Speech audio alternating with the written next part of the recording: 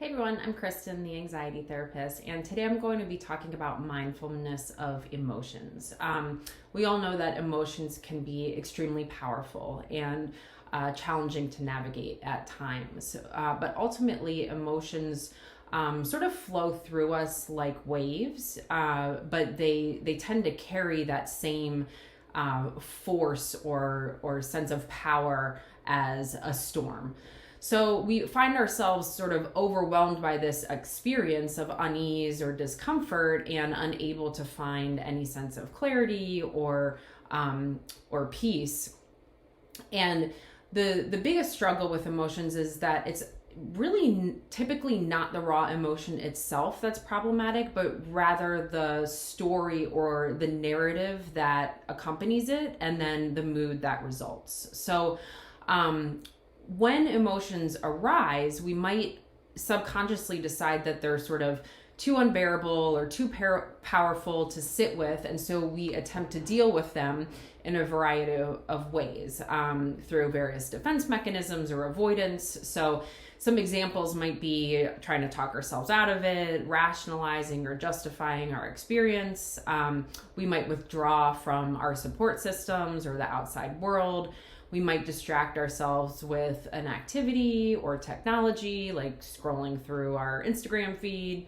Or we might try to sort of numb or drown out those sensations and emotions by drinking or emotional eating or using other substances, things like that. So in some cases, it is actually helpful to withdraw from the situation in order to see things more clearly, but more often than not, we sort of tend to revert to these habits and these ways of being in an attempt to suppress, avoid, or distract ourselves from whatever it is we're experiencing in that present moment. So the problem with this is that it doesn't help us overcome this discomfort or sense of suffering that accompanies these raw emotions and sensations.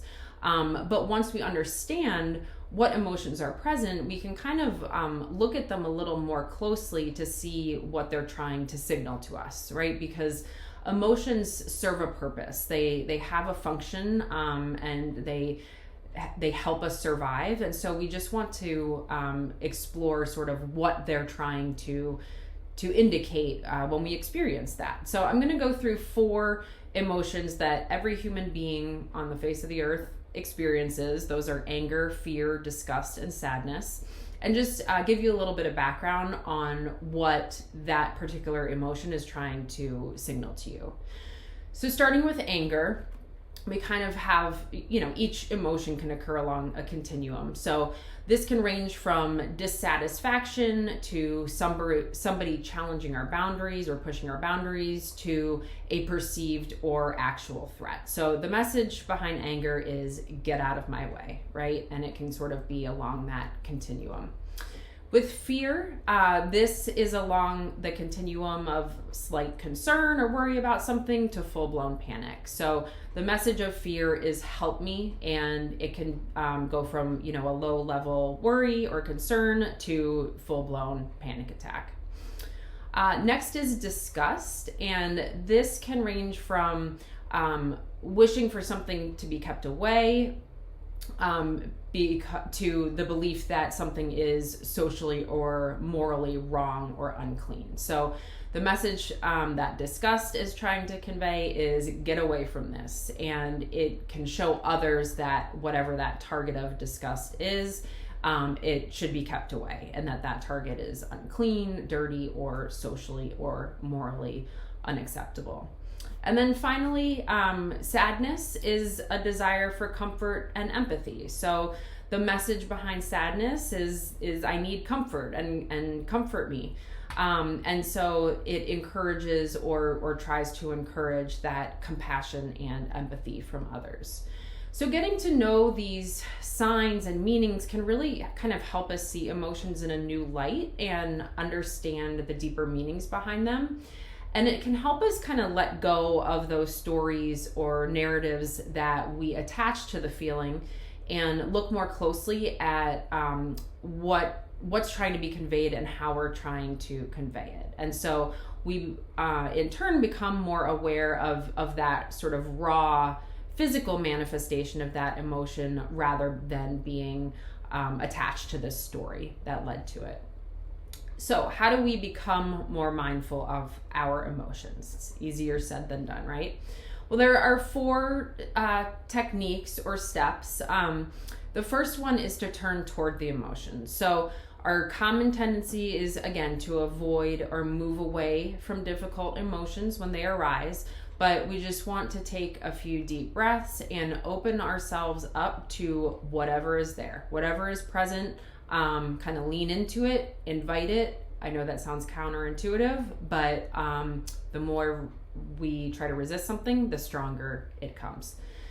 Second is to create space by identifying the emotion, but without judgment. So again, it's easy to get caught up in the story. So why do we feel a certain way? Who's responsible? How could we have avoided this?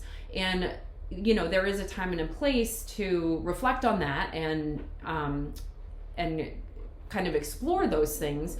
But it can also be useful to detach from the emotion, detach from the story when we're in the heat of the emotion and just notice what is present without being judgmental, right? We want to bring compassion and curiosity into it, whether it's anger, grief, sadness, whatever the case may be, and kind of look at that emotion as though it's almost like a separate entity that we're observing.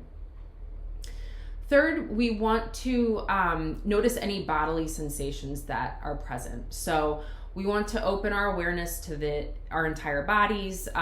Is there increased or decreased activity anywhere? Do we experience any numbness? A lot of times with anxiety, we might feel a tightness in our chest or like a pit in our stomach or butterflies in our stomach. So pay attention to that. And feeling the way the emotion presents itself in your body can also help to create some distance if you kind of think about it as this like energy moving through us. And then finally, become aware of the fact that these are temporary, right? Feelings, thoughts, sensations, emotions, they all come and go. And if we really remind ourselves that these things are transitory, then our experience becomes much more tolerable, and we sort of open ourselves up to allowing those emotions flow through us as opposed to being consumed by them or completely overwhelmed by them. So I know that was a lot of information I threw at you.